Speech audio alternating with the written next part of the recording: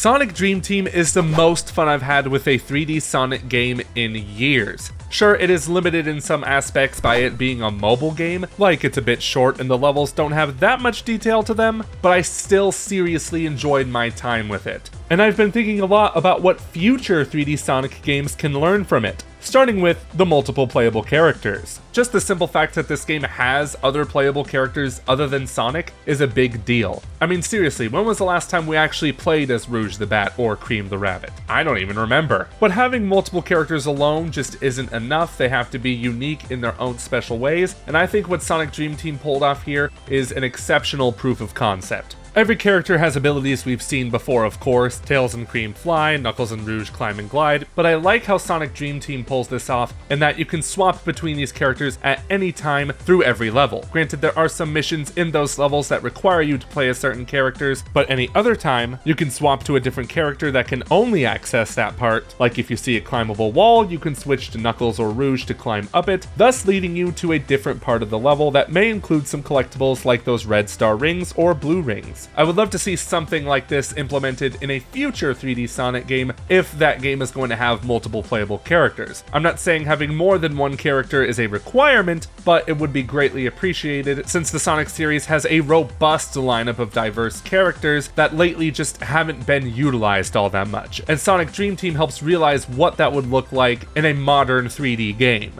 And this also adds to the replayability of Sonic Dream Team, having you go back to those old levels and play as different characters to see what you can find, and in general, the next 3D Sonic game should have a replayability factor to it. You might argue that Sonic Frontiers had this because it included such big maps you're gonna replay this game a lot trying to find everything in it, but I personally like how Sonic Dream Team did this more. Even though there's only 12 levels, you're gonna replay them multiple times for various reasons, one of which being that they're structured like traditional 3D Mario games like 64 and Sunshine, in which each level has more than one mission, so you'll be going back and playing those unique missions. Some of them even change up the levels completely, to the point where even though their backdrop's the same, it sends you to an area where the platforms are new, the obstacles are different. It's an interesting way to make these levels feel fresh and unique even if you've played them 5 or 6 times already.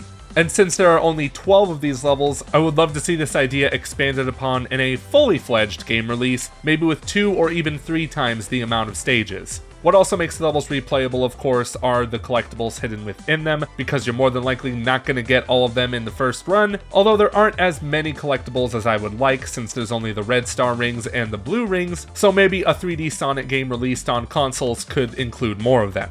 Another thing a 3D Sonic game can learn from Dream Team is to include animations as beautiful as these. Wow! Even though most of the cutscenes here are still images with voiceover, some levels begin with characters talking to bosses, and the animations have no right to go this hard. Whoever was in charge of these animations, give them a raise. In fact, give every single animator who worked on this game a raise, because all the animations look so great. And that isn't to say the animations in current 3D Sonic games are bad, but man, Sonic Dream Team really set the bar high. And my only complaint is that there aren't more of them.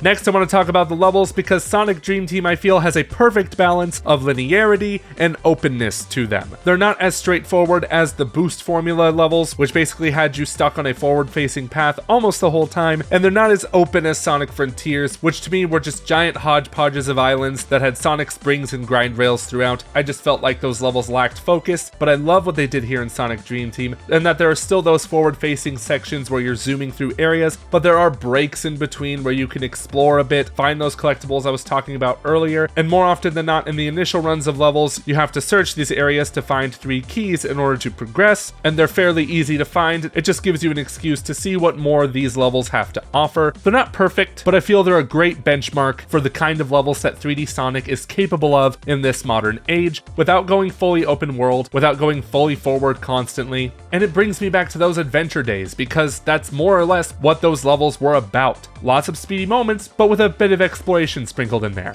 But the final lesson that Sonic Dream Team can teach 3D Sonic is probably the most important one.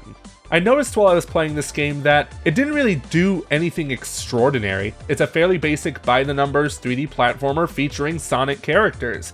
And that's when I realized, Sonic doesn't have to reinvent the wheel every time to be fun or interesting. Sometimes it's best to just look back at the past, see what was done well, and improve upon it, expand upon it, without having to try something unique, bold, or daring. I'm not saying you have to do the same thing over and over again, because if you did that, that would just get old and stale rather quickly. But there's no denying that fun is fun, and Sonic Dream Team for me was a very fun game, and it pretty much stuck to the basics of 3D Sonic. There's fast gameplay, tight controls, and when you really get into the flow of the level, it feels like you're on a high-octane roller coaster and you don't want the ride to stop. There's no gimmick, there's no gigantic open world for the sake of having one, it's just pure 3D Sonic fun. And I think this is what Sonic Team needs to realize when making the next 3D game. Sonic doesn't need to be reinvented. There doesn't need to be a gigantic twist on his gameplay. He just needs to be fun. That's what matters the most. And Sonic Dream Team helps realize this in a flawed, but still enjoyable way. And if worse comes to worse and this game never gets ported beyond Apple devices, the most I can hope for is that the next big mainline 3D Sonic game takes notes from Dream Team and becomes something truly special.